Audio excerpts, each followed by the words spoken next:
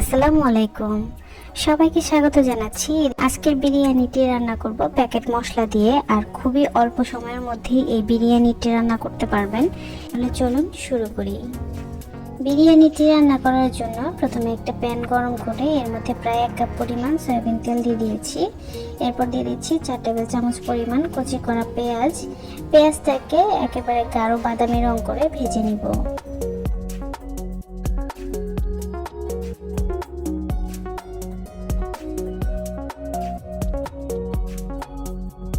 পেঁয়াজটা ভাজা হয়ে গিয়েছে। এর মধ্যে রসুন বাটা দিয়ে দিচ্ছি 2 টেবিল চামচ, আদা বাটা 2 টেবিল চামচ, চিলি সস দিয়ে দিচ্ছি 1 টেবিল চামচ, আর টমেটো সস দিয়ে দিচ্ছি 1 টেবিল চামচ। বাদাম বাটা দিয়ে দিচ্ছি এখানে 1.5 টেবিল চামচ। এখানে আমি কাজু বাদাম বাটা ব্যবহার করেছি, আপনারা যে কোনো ধরনের বাদাম বাটাই ব্যবহার করতে পারেন। সবগুলো মশলা তেলের মধ্যে আমি এভাবে একটু নেড়ে মিশিয়ে নিচ্ছি। এরপর দিয়ে দিচ্ছি বিরিয়ানি প্যাকেট মশলা থেকে প্রায় 3 টেবিল চামচের মতো। এখন মশলাটাকেও মিশিয়ে নিচ্ছি।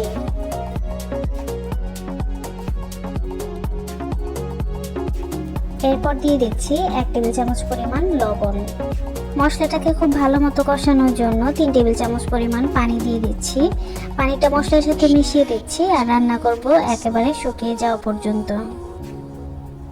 পানিটা শুকিয়ে গিয়েছে, তেলটা উপরে চলে এসেছে। এখন এর মধ্যে কাঁচামরিচ দিয়ে দিলাম 3টা, আস্ত অবস্থায় দিয়েছি। এরপর মাংস দিয়ে দিচ্ছি 800 গ্রাম। আপনি যদি ঝাল বেশি খেতে পছন্দ করেন তাহলে মরিচগুলোকে একটু ভেঙে বা কেটে দিতে পারেন। মাংসটাকে মশলার সাথে খুব ভালোভাবে মিশিয়ে দিতে হবে। এখন আমি ঢেকে রান্না করব 7-8 মিনিটের জন্য। চুলার আঁচটা লো টু মিডিয়ামে থাকবে। ঢাকনা তুলছি 8 মিনিট পরে। মাংস থেকে পর্যাপ্ত পরিমাণে পানি বের হয়েছে, আর এই মাংসটা রান্না করার জন্য অতিরিক্ত কোনো পানি ব্যবহার করার প্রয়োজন নেই। আমি নিচের দিক থেকে একটু নেড়ে আবার ঢেকে রান্না করব পানিটা শুকিয়ে যাওয়া পর্যন্ত। পানিটা শুকিয়ে এসেছে, তেলটাও কিন্তু উপরে চলে এসেছে। এখন আমি মাংসটা চুলা থেকে নামিয়ে রান্নার পরবর্তী ধাপে চলে যাচ্ছি। চুলায় একটা প্যান গরম করে এর মধ্যে আধা কাপের থেকে একটু বেশি পরিমাণে তেল দিয়ে দিচ্ছি। 2 চা চামচ পরিমাণ ঘি। এরপর দিয়ে দিচ্ছি 1/2 চামচ পরিমাণ জিরা, এটা অপশনাল, আপনি চাইলে দিতেও পারেন, আর ভালো না লাগলে স্কিপ করবেন। 4 টুকরো দিয়ে দিচ্ছি দারচিনি, 5-6টা দিয়ে দিচ্ছি এলাচ। পেঁয়াজ কুচি দিয়ে দিয়েছি 2 টেবিল চামচ।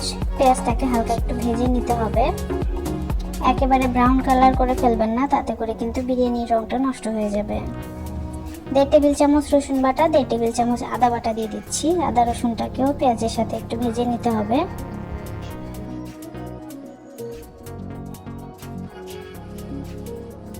আদা রসুনটা খুব ভালো মতো ভাজা হয়ে গিয়েছে। এখন এর মধ্যে আমি 400 গ্রাম পরিমাণ চিনি গুঁড়া চাল দিয়ে দিচ্ছি। আমি 15 মিনিট আগে চালটাকে ধুয়ে রেখেছিলাম।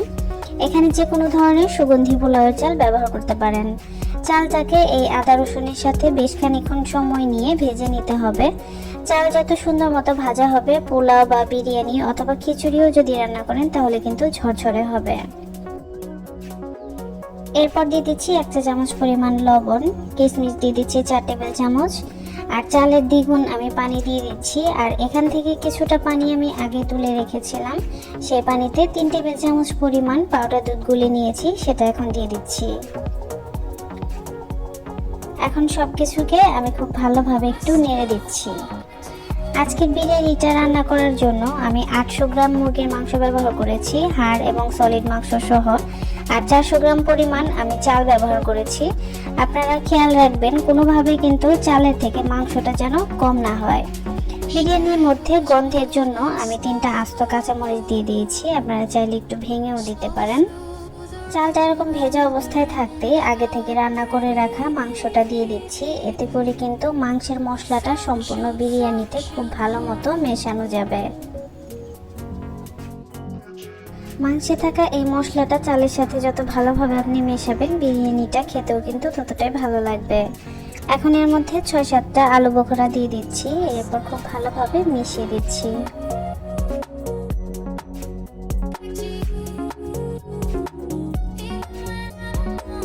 এখন আমি ঢেকে রান্না করব প্রায় 7-8 মিনিটের জন্য, আর চুলার আঁচটা থাকবে একেবারে লোতে।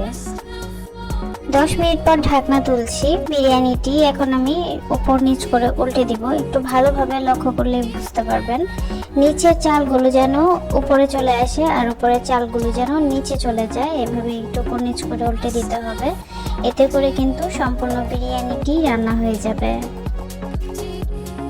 এখন উপর দিয়ে 1.5 চা চামচ পরিমাণ কেওড়া জল দিয়ে দিচ্ছি, আর 1 চা চামচ দিয়ে দিচ্ছি ঘি। এখন ঢেকে রান্না করব আরো 8 থেকে 10 মিনিটের জন্য। 8 মিনিট পরে আমি ঢাকনা তুলছি। বিরিয়ানিটা এখন আমি উপর নিচ করে আরো একবার উল্টে দিব।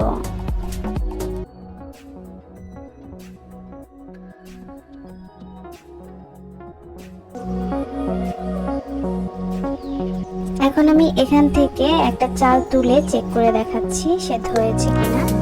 চালটা কিন্তু সম্পূর্ণভাবে সেদ্ধ হয়ে গিয়েছে। আমি চুলা থেকে নামিয়ে নিয়েছি। গরম অবস্থাতেই বিরিয়ানিটি কিন্তু একেবারে ঝরঝরে হয়েছে, আর ঠান্ডা হলে আরো ঝরঝরে হয়ে যাবে। আশা করছি সবার কাছে সহজ ও ভালো লেগেছে।